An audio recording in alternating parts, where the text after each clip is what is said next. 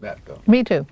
So we're talking about the toy loan. And something that, today people talk about park space in Redondo Beach. Obviously, when you first were here, you didn't need park space because it was all open. Now, do you remember much about the development of the two big parks, the one Anderson Park off of Robinson, which is, it's just actually north of Robinson. Where the other senior center is. Right, and then there's Perry Park. Can you tell us a little bit more about the toy loan? How did that work? Did you go and get a toy and then have to bring it back? Yep. How did that work? I don't know where the toys came from. Actually, I think it was a city thing. They were all brand new in the first place. The thing that you remember most is the disinfectant. Purex? I can't. Lysol disinfectant. Lysol. You would go in there and everything would smell of Lysol. And my nose, it doesn't work too well, and yet I can still remember that Lysol. And every time the toys came back, they were somehow doused and everything was in Lysol. And you took them home and you could keep them for 2 days. And then you came back and you exchanged them for another toy. And the reason that they did that, I don't think that they ever heard of a toy loan in South Redondo. But in North Redondo, most of the parents couldn't afford to buy toys for their kids, and especially toys that the other kids had that did have some money. So this way the kids could have nice toys to play with. When I did take a doll home, I carried it home basically to Mother, and she would look at it and play with it and change its clothes and all that, and I'd wonder what the hell was interesting about that, And then you take it back, and then I'd get the fire truck or something else that was fun to play with. The people across the street on Pullman Lane lived down. Their house faced this dirt wall, and then the little walk in there. I can almost remember their names, but not quite. But Roy and the boy that lived there and I dug tunnels in that dirt wall so that we could play with little cars. So the three of us would go down and we'd get an assortment. We got two little cars each. And we'd have a whole different scenario for 2 days about what these cars were doing. And then we'd try to clean them up and take them back, but of course the kids wouldn't clean them up right. So they'd get a good bath of Lysol by the time anybody else got them. And I guess that, I don't know what this thing is about germs, because I can't imagine what germs that I would have that Roy wouldn't have, that Tom and Dick and Harry wouldn't have. But, they felt they were going to nip it in the bud, whatever kind of thing was coming along. Of course, another thing back then was polio. We were made totally aware of polio and had to have our shots. And, they made such a big deal out of those shots now. The shots, nobody ever got sick from the shots.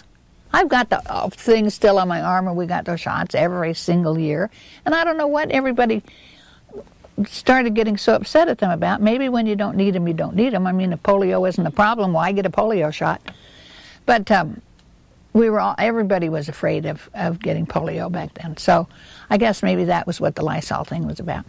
But the park wasn't really even a park then. It was just a big open thing, and they had a couple basketball things there. And the first thing that they built was the community center. And my sister and her family were very... Her husband was a councilman, Roy Zahn, in case any of you might have known him. And so he was always a big shot at the community center. And for North Redondo, that's where most of the dances happen, and the teen dances happen, and they put on plays every now and then, maybe a precursor to the South Bay things now. But Perry Park developed little by little, and as I said before, is now a very, very nice park. And all of us that live across the street from it kind of keep our eye out in case there's any goings on there, because of course the kids walk home from the schools nowadays and tend to congregate there. But I'm very quick to call the police and say, could you just do a drive-by? Let them know that you're in the area. I don't know anything about Anderson Park. I didn't even realize Anderson Park existed until I started going to the senior center at Perry Park. And they started talking about Anderson, and I went over there for a couple of their activities. But, so I can't tell you one thing about Anderson Park. It wasn't there when we lived on Robinson, which was in 1956. Now, did you ever have any contact with the schools as a parent in Redondo Beach, or did you raise your child? As a parent, I'm pretty much a dud. Just about like I was a wife and a housekeeper. I'm not domestic here. I have lots of talents, and none of them have to do with people, actually. No. When I left my husband, I brought my kid to my mother, who lived on Huntington Lane, as a matter of fact. And she was exceedingly happy to get him. And I was exceedingly happy to move to Los Angeles. Now, how do you see Redondo Beach as changing? What do you think the effect was of eliminating a downtown area? The effect was that it just became a mass of people rather than a community. You know, we had a community. We had the center of downtown. You could meet downtown. There were little restaurants there. You could go shopping downtown. It was the community of Redondo Beach. Then it just, those cell-like things that they put up down there that looked like county jail, a whole influx of people that move in. Nobody knows anybody. It's not a community. It's just a whole lot of people came together. And you lost any of the community feeling. You know, I remember going shopping on my 21st birthday. I went shopping down there and bought a cowboy shirt and a pair of Levi's, and it, you know, and then suddenly I moved to LA, and suddenly there wasn't a Redondo Beach anymore. You know, there was just buildings, ugly gray buildings that didn't have anything to do with the community of Redondo Beach. And I guess now they have tried to bring the community back with Ruby's and the lagoon and Lobster Festival and kind of thing to draw us all and the pier and the whole bit. So maybe when I first moved to LA on my 21st birthday, people didn't know where Redondo Beach was. When they asked me where I'm from Redondo Beach. Oh, just another little community. 2 years later, suddenly Redondo, of course the Beach Boys put us on the map too, that helped. But suddenly, Redondo Beach, why'd you move away from there? That's a place to be, you know. Oh, why is that? And the only thing I can imagine is that they made it possible for everybody just to move in, and it ceased to be a community and ceased to be a small town atmosphere, you know. And I don't think that's good, but maybe it was good for Redondo Beach, I guess. I don't know. Now, what do you see? We've asked most people that we've interviewed, what do you see for the future of Redondo Beach? That it just gets more crowded and more crowded and more crowded. I'm not into politics at all and don't vote in any way, shape, or form, but I was very glad that the heart of the city thing didn't go through, because we'd end up another Newport Beach, or, you know, that just had people coming and going and coming and going and lose all the community, even well, of course, we're losing the North Redondo community because now it's condominiums and nobody knows their neighbors. You know, if you live in the same condominium, you don't even see each other anymore. You know, they all face different directions. So I don't know. How do you think that could change to make Redondo Beach as one community, both north and south, and even with your neighbors? I think what I'm asking is, if there was something back in the time when you grew up here that made it unique and made people want to be together, what could we do now to do the same thing? You'd have to start by running half the people out of the community. You know, everybody go home, and all the natives stay, and then we'll start again. But people have to be community-minded. And the sad part is, the people that have been, say, my grandchildren, have not been raised with community. They don't know what community means. You know, they've never had that surrounding community kind of feeling. So trying to force it on them, it's like, my son has 3 kids, and they've always had dinner together. Everybody sits down. The boys one of the boys went to stay with another kid, and so the kid came to their house. And the kid was, I guess, 7 or 8, and the parents came early, And they're all sitting at the table eating, and the father's staring, saying, how did you get the kid to sit down at the table and eat? John said, well, that's what we do. That's, And the guy said, we can't ever get him to sit down and eat. He eats some, and then he runs around, and So John said, well, if you all sit at the table and eat, then, we never have time to sit down together.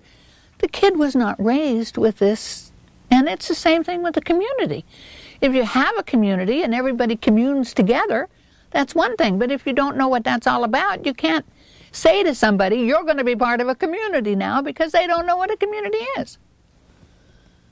Now, your son or your grandchildren, are they able to live in Redondo Beach today?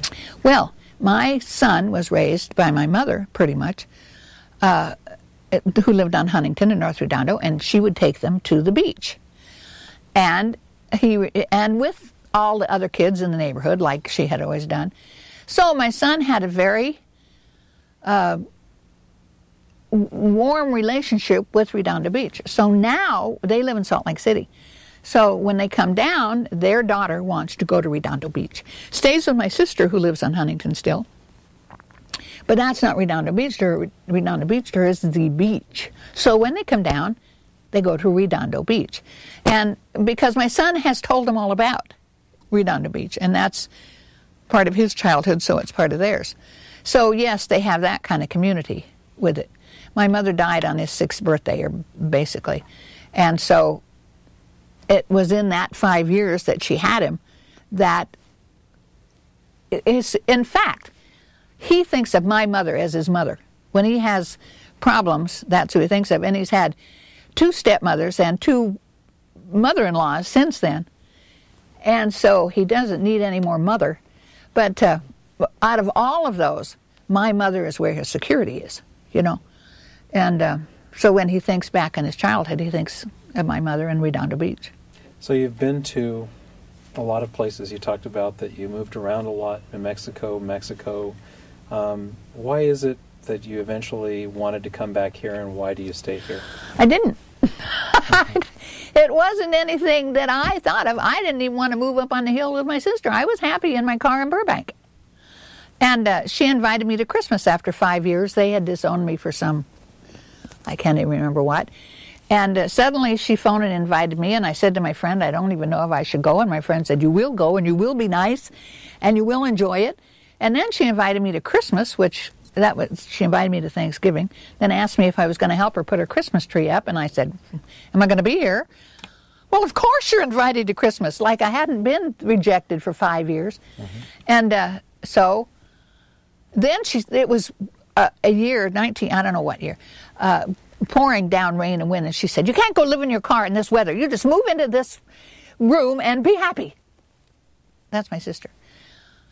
So I thought, if I move into the car and then I get sick, that's not going to be fair. All right, for 3 months, I will live in this room, then we'll talk.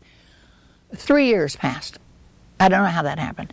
And then, as I said, I went to Hawaii for a year, and she moved out, and she put me in the office. I didn't have much choice. All my stuff was put in the office. What was I supposed to come back and move back into my car? Mm-hmm.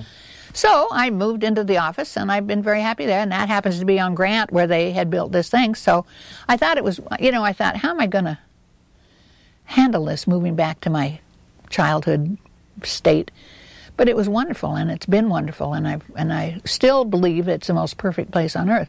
I mean, we've never had a flood, never had a fire, never had a tragedy of any sort here. The worst thing that's ever happened to Redondo Beach was when they had those buildings down there right where the ocean was before the breakwater, and it started taking the buildings out, which is why my father didn't buy any Redondo Beach front property. He could have gotten it for the taxes. Redondo Beach front property. This is washed out with the ocean. You buy the land, it's gone. He could have bought Palm Springs property for $50 an acre. An acre. But my dad was not actually a gambler. If it didn't have a house on it and wasn't solid, then he wasn't going to buy it. But, I haven't. My sister owns 3 properties in North Redondo.